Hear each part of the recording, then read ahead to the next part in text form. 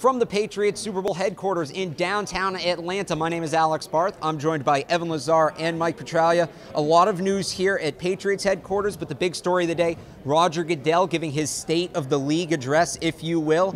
Always highly criticized, and no surprise, he didn't really directly and highly answer orchestrated. Anything. Right. Oh, yeah. No, that thing is put together piece by piece. Yeah. There was one important Patriots note that he touched on. Josh Gordon, who he does have a relationship with. He said he hasn't spoke to Gordon, but the league will evaluate when the time is right if Gordon could come back.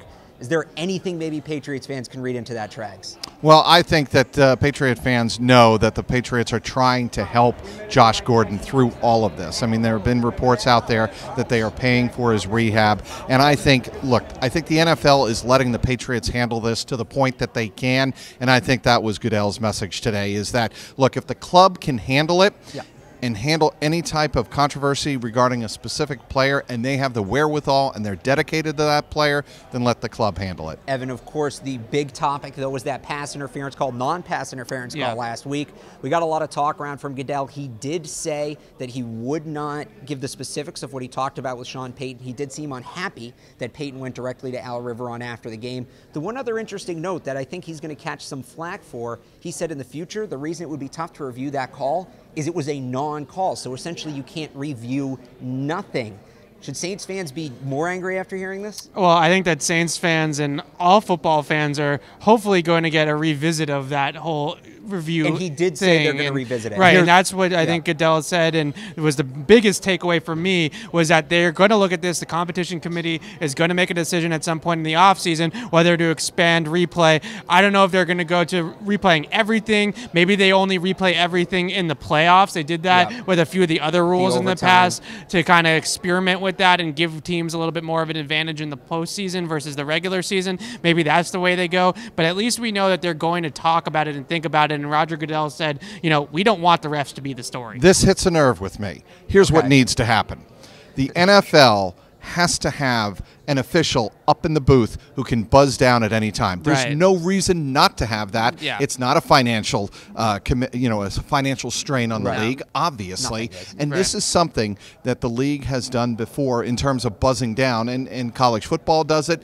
And I think maybe the NFL takes a cue from college football, have somebody up top with eyes, buzz down and say, look, this is so egregious, it has to be corrected. There's no reasonable explanation for not having and they do that with scoring plays too, right? They do that with scoring plays and turnovers now, right? When there's something wrong, they buzz it. So it's really not going to take any extra time out of the game. 10 seconds, 15 seconds to kind of reset the play.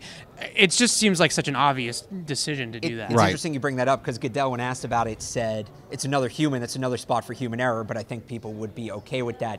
This video is brought to you by 1 in 100 for your chance to join us in Atlanta at Patriots Rams. Visit CLNS Media /Super Bowl today, but you got to act fast. The raffle is closing soon. CLNS Media /Super Bowl. Before we wrap it up here, guys, real quick, they were avoiding questions about Barstool. They were taking the mic away from people. There's been Barstool checks, extra attention paid to the ID badges we have to wear to get in everywhere. And then after the press conference, Robert Kraft coming up saying he loves Barstool. It's become one of the major themes of the week.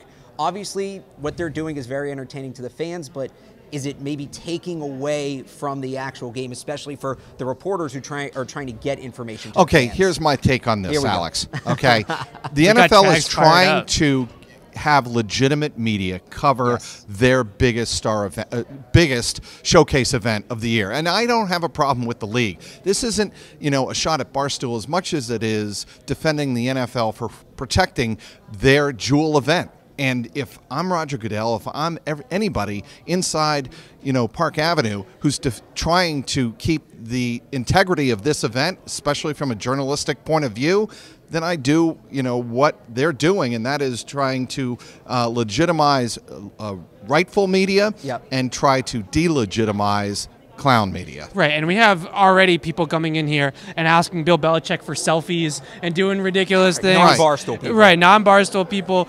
And it's getting to the point where this is still a game, right? Like, they're still playing a game on Sunday, and it's not all just entertainment. So I'm a big fan of Barstool, personally, but I also think... I think we all are. Right, I mean, right. That's not the point. Right, and I just think that the biggest thing is that we don't want to make this a complete charade, right? It doesn't, Correct. and A hopefully joke. they don't. Hopefully they don't if they do get in.